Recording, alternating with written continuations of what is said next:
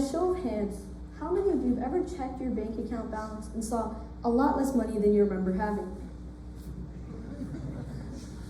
This happened to me too. I recently began a part-time job as a referee, earning about $160 a month. At first, I'd spend the money without really thinking about it. A few months later, I checked my bank account balance and was shocked to find only a few dollars left. Looking back at it, spending $200 on a Lego car collection probably wasn't the best idea, but that moment showed me a bigger issue. According to Junior Achievement Survey of ages 13 through 18, more than half of teens feel unprepared to manage their finances. Nearly 75% of teens lack confidence about money altogether, and only 36% of teens actively save. In fact, according to a report by the Global Web Index, 1 in 4 Gen Zers often find themselves impulse spending. Keep in mind, Gen Z is the generation that includes the most teens. But this isn't because teens are careless. It's because personal finance is often treated as an obsolete topic in school instead of as an important life skill we need to master. Many teens are expected to manage money without ever learning how. We study math, history, and science, but rarely learn how to budget, save, or plan ahead. And money is often reserved as something only adults need to understand. But money habits don't suddenly form at 18. They form much earlier. If we don't learn how to handle money while the stakes are low, we have to figure it out later when the risks are much higher. Financial literacy is important because it affects real-life choices. It can impact where you go to college, the jobs you take, how stressed you feel, and how much freedom you have in your life. So this isn't a failure of teens or parents, it's a gap in the system. Once I realized I needed to change the way I handled money, I knew I couldn't complicate things. I needed something I could actually remember, so I started following a simple rule. Every dollar has a job. Some money is for spending, like on wants or needs, and some money is for saving, in case something unexpected happens. And some money is for growing, which means investing. This is a common way many people manage their money, and it's called budgeting.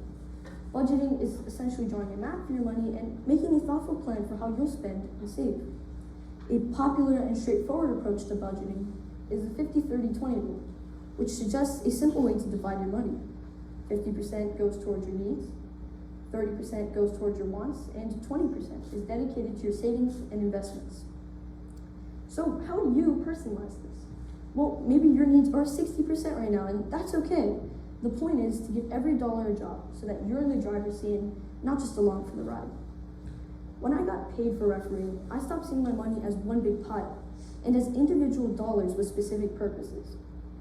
This made me feel more in control instead of wondering where all my money had gone. I also use something I call the future me test. Before I spend money, I ask myself, will this help future me or hurt future me? Buying food when I'm hungry, that helps, but spending money just because I'm bored, probably not. It's not about being perfect, it's more about simply pausing for a moment to think. Now, let's talk about the 20% of the pie that goes towards investing. When people hear the word investing, they often think it's complicated, or just for the wealthy. I used to think that too, but investing isn't about having a lot of money, it's about having time. I like to think of it as planting a seed. If you plant a seed early, even a small one, it has more time to grow. Instead of picking stocks, invest into index funds like the S&P 500, which are investment funds that host a collection of individual stocks. Think of index funds like a fruit basket, where each fruit represents a company. When you buy an index fund ETF, you're essentially buying a portion of all those companies, or in this case, a slice of all the fruit in the basket. Studies have shown investors who participate in the stock market at a younger age benefit more from market growth, even when contributing smaller amounts. You don't need to know fancy terms or pick the perfect stock. What matters most is starting small and starting early. One example of why investing early is important is compound interest. Over the past several months, I've earned about $1,000 from refereeing.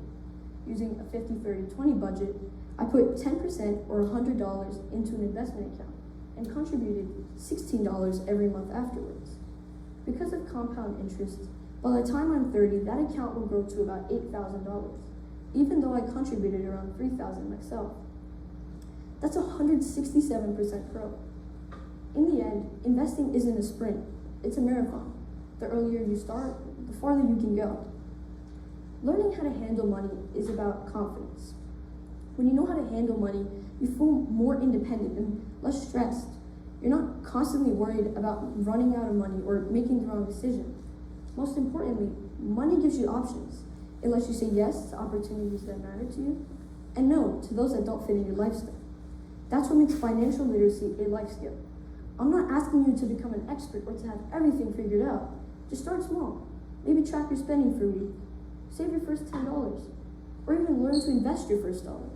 Because money shouldn't control your life. You should. And that starts when you decide to look at money in a different way. Thank you.